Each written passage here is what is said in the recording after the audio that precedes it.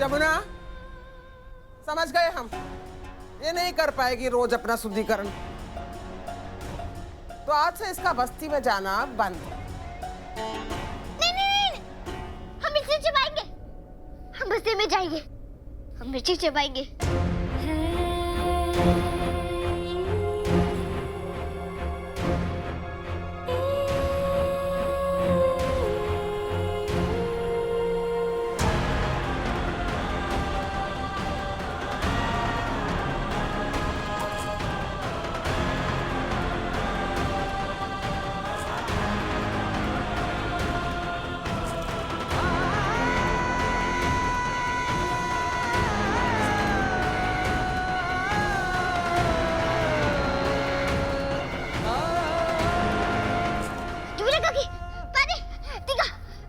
अरे हम बोले थे ना कि शुद्धिकरण जल के ही हो सकता है।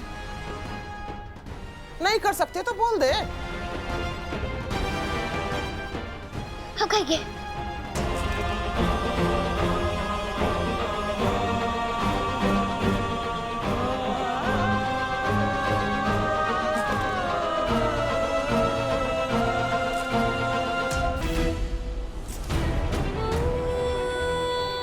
रुको आकाश।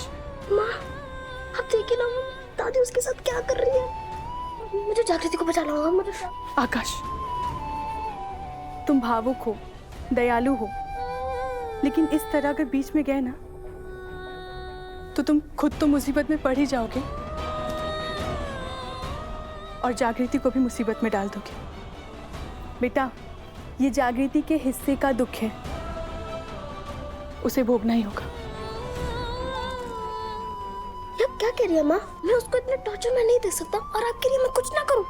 नहीं, तुम उसकी मदद करो, लेकिन इस समय नहीं। तुम उसकी ऐसी मदद करो कि वो मजबूत बने, सक्षम बने और अपने हिस्से की लड़ाई वो खुद लड़ सके।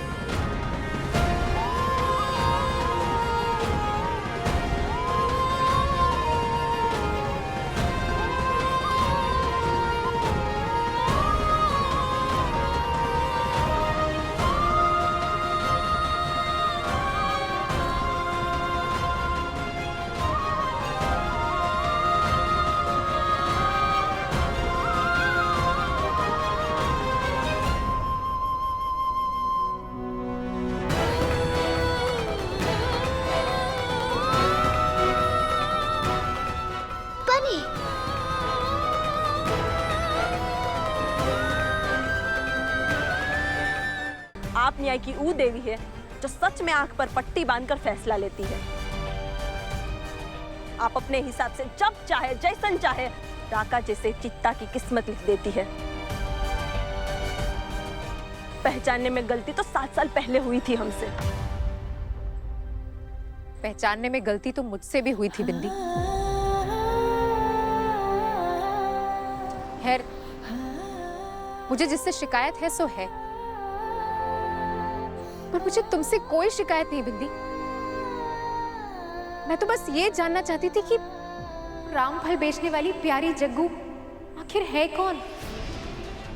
गीता को पता चल गया कि उसकी बेटी मरी नहीं जिंदा है, तो वो अपने साथ नहीं ले जाएगी का जग्गू को? तो तुम उसकी जुदाई सह पाओगी? चित्ता है वो, यही उसकी पहचान है। इस चित्ता माँ की एक चित्ता बेटी है वो। प्यारी बच्ची तुम्हारी बेटी है बिंदी, तभी इतने साफ मन की है। हाँ, बहुत प्यारी और मासूम भी। इसीलिए तुम शिक्षा और स्कूल का पाठ पढ़ा के उसको बहका रही हो, पर अब कोनो जरूरत नहीं है उसको बहकाने की। बिंदी, बिंदी, मैं तो बस उसका भला चाह रही थी। बाकी बच्चों की तरह उसकी उम्र भी पढ़ने और सीखने की है। इस उम्र में वो यहाँ फल बेचती है और सपना ने तो मुझे ये तक बताया कि वो हवेली भी काम करने जाती है। उससे उसका बचपन मत छीनो बिंदी। बस गीता, जग्गू हमारी बेटी है। हमारा जो मन करेगा उसके साथ करेंगे, चाहे फल बेचने भेजे, चाहे हवेली में मजदूरी करने। तुमको काहे इतनी हमदर्दी हो रही है? तुम शहरी लोगों की हमदर्दी का दर्द बहुत भारी पड़ता है हम चित्ता बस्ती वालों पर। और हाँ, एक बात याद रखो गीता, हम चित्ताओं के लिए सरकार ही शिक्षा है और उनकी हवेली ही स्कूल। हमारी जिंदगी सरकार से शुरू और सरकार पे ही खत्म। बिंदी, हवेली में शिक्षा नहीं मिलती, वहाँ शोषण होता है। बस कचेरी वाली मैडम, बस। आप हम चित्ताओं के ऊपर हुक्म कचेरी में ही चलाइएगा। ये जंगल का इलाका है और हमें मत सिखाइए हमें क्या करना है और क्या नहीं। चली जाओ यहाँ से, वरना हम सबको शोर करके बता देंगे कि कचेरी वाली मैडम हमसे हमारी बेटी खरीदना चाहती है।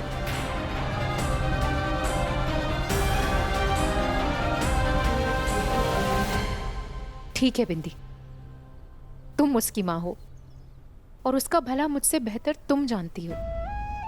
लेकिन कभी वक्त मिले ना बिंदी, तो अपने मन से मेरे लिए नफरत निकालकर एक बार जग्गू से हवेली का सच पूछना। तुम्हें एहसास हो जाएगा कि तुम क्या कर रही हो।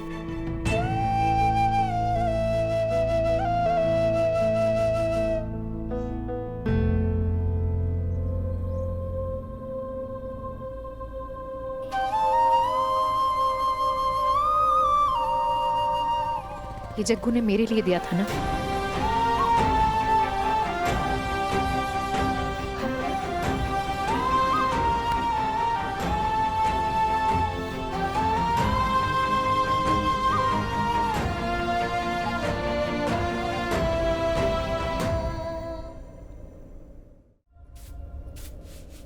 अब जग्गू फिर कब आएगी? अब यह काय आएगी? काहे नहीं आएगी? तू ना एकदम मूर्ख है बुद्धू। अरे वो तो हवेली में राजयोग भोग रही है, यह काय आएगी? कि तू क्या बोले जा रहे रे गोलू? इसको पूछो ना बड़की अम्मा। जग्गू खुद बता रही थी कि हवेली में जग्गू को क्या मिल रहा है। वो ठंडा करने वाला पेटी और मसाला पीसने वाला पटपटी है बक्सा, और पता नहीं क्या मिल रहा है। बता ना कचौड़ी, क्या मिल रहा है बता। चुप का है, बोलना। बोलती है कि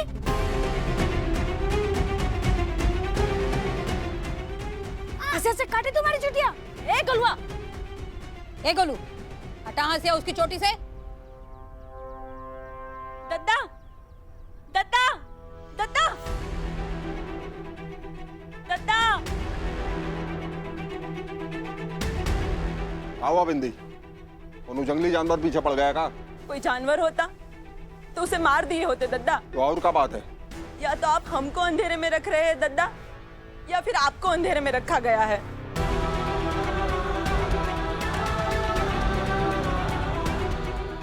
क्या बोले जा रही है रे बिंदी तू? साफ साफ बता, बात क्या है?